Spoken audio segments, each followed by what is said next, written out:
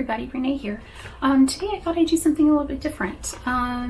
So whenever I get new inks, I always use them all just to make sure that they're all okay. They don't need to be replaced. I haven't run into any that needed to be replaced, but for sure if I don't try them, that'll happen. So what I did this time was I grabbed, this is the stamp of the month for September. It is called Random Acts of Kindness. It's $18.95 if you want to buy it by itself, but with our stamps of the month, if you spend $50, you get the stamp of the month for $5. So there's that. So what I did was I just stamped a bunch of them, and I've already done that. So I've got just a bunch of sentiments on pieces of paper. I'll cut them down just to test all of my inks and make sure that they were working well. So what I thought I would do for you today is go ahead and just create some cards with that. I don't really have huge plans for them. I know I'm going to be using the mixing papers. This is the mixing collection. The great thing about the mixing collection, it's designed to go with any of our other paper suites for our supplemental catalog. So the catalog that's in place for September and October, these papers will go with any of the papers in that collection. They coordinate. So they're two-sided, so that's one side, and then that's the other side. So what I thought I'd do is I would go ahead and use these papers since they contain all of the new colors, which are what I stamped all of these sentiments with. So I know I'm going to use those. I also grabbed my, I showed you this in my haul video. This is my custom 24 pack of paper. So I just grabbed that. I'll probably also grab possibly some white. I don't know if I'll need it. This is the vanilla cream. I think I've been calling it the wrong name, vanilla cream. This is lemonade. I have some black here that I picked up. This is sangria, paprika, wisteria, that's green apple, evergreen, and this is our color of the year, julep. So I've just got this stack of cardstock, see what I need. I do like to use layers, so we'll see how that comes out. Another thing I grabbed is my Make It From the Heart Volume 3. Now, I'm sorry, was it Volume 3? Volume 4. Volume 3 is the scrapbooking book that shows you all kinds of patterns and gives you all the dimensions, gives you different ideas for how to use it. Well, I'm going to use, that's number 3. I'm going to use number 4, which is for card making. Now, you can buy these. They come 3-hole punched and they come loose so that you can put them in a 3-ring binder of your choice. This is our Everyday Life 6x8. We don't have this color anymore, but we do have, let me grab my catalog and we will look real quick and see what colors we have this year. So the 6x8, we have julep, the color of the year, candy apple, sapphire, and black. So that's this size right here, 6x8. So that's what will hold these books, these how-to books. And I actually can fit 2 of them in one binder. So this saves you a little bit of space. So what I've done already is I've gone through and just picked some sketches that I like and just put little flags on them. So I'm going to be flipping back and forth through here, finding different sketches, see which ones I want to use for which cards. And then I also grabbed just a basket of stuff. So I've got our 2 glues that we carry. They're just Tombow glues. We carry those. I also grabbed my shimmer brushes. So this is the charcoal, this is clear, wisteria, julep, and sapphire. So I just grabbed those. I grabbed some gold and silver. I should bring it back here so you can see it. Gold and silver sequins. I don't know what I'm going to use and what I'm not going to use, so I just grabbed what I had. These are the silver glitter gems that we carry. These are bitty sparkles. I grabbed some of the what's it called? Silver embellishing thread. I grabbed some black and white dots. Those are always great to use. I also grabbed the mink twine. I like our twine because it's real thick. I also grabbed some of our ribbons that we have. This is the white and gold. I use this quite a bit, so I have like pieces everywhere. So the white and gold ribbon, this is our julep ribbon. And then I brought some white ribbon, and then I just grabbed some gold and silver shimmer trim. So we will get started. I'm just going to put on some music for you. I have no idea how long this is going to take me, so I just figured I would just turn on the camera, let you watch my process. There might be some cards that turn out kind of icky, but we'll see if we can figure out how to save them all. So I'm just going to be using my normal stuff, my ATG gun, my reverse tweezers, scissors, just in case I need to straighten something up. And then I'll probably use my pick-me-up stick for the sequins, so I'll have this just off to the side in case I need it.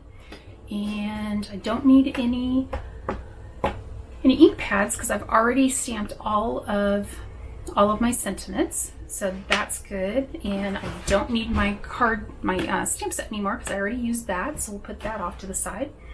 So I will just put on some music for you, and you can watch and see what my process is. I hope you enjoy it. Let me know if you like these kind of videos, and I can do them for you more often. Usually I do all this stuff ahead of time, and then I just show you the results, or I make one more to show you how to make it. So enjoy.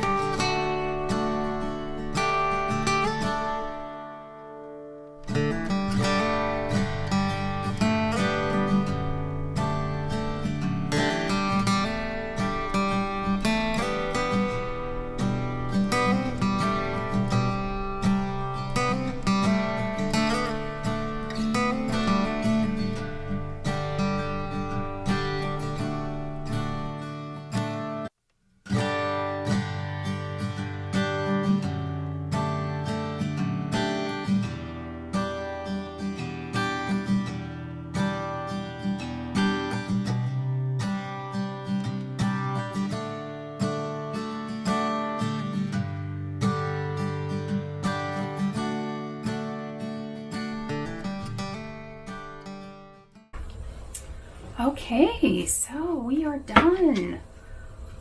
So you got to see my process. It's kind of a mess. It's kind of a mess. And as I went along, I added more things. So I added some strong adhesive tape. I added embossing. I added some watercolor pencils, and the color I used was sunflower. And I added, these are our new embossing pens. So those turned out really good. I like the way those came out. So I'll just walk you through each card. We'll just start at the first one. For this one, I used the shimmer tape. And so I think that, I don't know if the camera will pick it up that well, but that looks really nice. If I were to do this one again, I think I would clear emboss the sentiment. So I think that would look really nice. So there's that one. Okay, on this one, I couldn't get the exact color I wanted. So what I did was I got so much stuff in my little basket now. I took the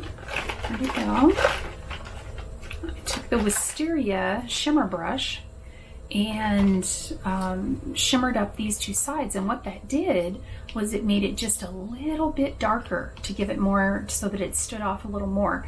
When I was putting this dark gray on the background, it just seemed so dark, and I just really didn't like it. So that's why I took it apart, cut it down. Don't give up on your cards. Sometimes they may look like they're a big old hot mess like this one did, but they'll come out okay. So just don't give up, just keep working. And if it does to where you really absolutely hate it, it's just paper. Throw it away. Don't worry about it. Okay? I think this one turned out so cute. I can see sending this one to, well, I can't now because I'm going to say it. Sending this one to my best friend for St. Patrick's Day. But, because she'll probably see the video. But this one turned out really cute as well. Very simple. I put just a couple wraps of the mink twine. This one really pushed me outside my comfort zone. I kind of sort of started with one of the sketches from the book, but then it just kind of went its own way. So I've never made a card like this that's so heavy on the one side, but I think it works. The true test will be if my husband looks at it and thinks it looks okay. This one I thought turned out really sweet. I kept this one very simple, followed a sketch in the book, almost to a T. So that one was really nice, and I used the gold shimmer trim. This one kind of pushed me on my comfort zone as well, because I am not really good at putting together patterns. I'm okay with one pattern and then doing matchy-matchy with solids. But this one took me a little bit out. And then once I put the sentiment on, I'm like, it needs something. So that's when I grabbed the watercolor pencil in sunflower. Then this one I think turned out really sweet as well. Gray and yellow are there. Those are two of that's my favorite color combination. I love gray and yellow together. Then this one I thought turned out very sweet. This one was directly from a sketch in the book as well. And then I used our silver embellishing thread right there. I do think it probably would have looked a little bit better with maybe something heavier, but I think it still looks nice. Then this one, you know how you're going along and you're thinking, I may have gone a road too far on it. This one might be that one. I'm not sure. I may have put too much on this. So I still think it's fun, and hopefully someone will like it. So love this one. I wanted some julep trim to go along with this, and I don't have any julep trim. So what I did was I took the white ribbon and I used the julep shimmer brush and just colored it. And that's what made me get out my embossing gun to dry it. And that led to this card. I really thought the smile needed a little something, and I thought, oh, I've got my embossing gun out already. Let's just go ahead and put some letters in there using our new embossing pens. So on this one, for the embossing pens, I keep losing everything in my bucket here. For this one, for the embossing pen, they come in 3 sizes, and I used the medium for the letters, and then I used the brush for the edges, because I thought, you know, it needed something. And so I was trying to, I don't know if you saw me trying to put these in here to give it just something. It needed one other thing, and I think that works perfectly because it ties in with the smile and everything looks really good together. Okay, and then the last card. There's a point when you've done so much you just need to stop. This was the card. I should have stopped here. I should have stopped, but no, I had to continue on. So I wanted to use up all of the sentiments that I had stamped, which I did. This one, I'm not 100% happy with it. Not sure what I'll do with it. You'll notice that I accidentally forgot that I had already put it on the card base, and so I wrapped the ribbon around the card base. So I had to cut it and then put it on another card base, but it's not even really all that straight. So I left it in though, because I want you to see that not every time do your cards turn out exactly how you love them. But it was still fun to craft and create and just have fun. So I hope you enjoyed it. I am going to go now, and it's probably going to take me just as long to clean up this big old mess I made as it was to make the cards. But I hope you enjoyed it, and if you have a favorite card, leave me a message, leave me a comment down below and let me know which one's your favorite. I'm having a hard time. I really like this one. I really like that one. I like the Random Act of Cardness one, and this one, the one that pushed me out of my comfort zone. So, but I hope you have a great day. Thank you so much for watching, and let me know if you like videos like this and you get to watch my crazy process. I'll be more than happy to let you watch. Take care. Bye-bye.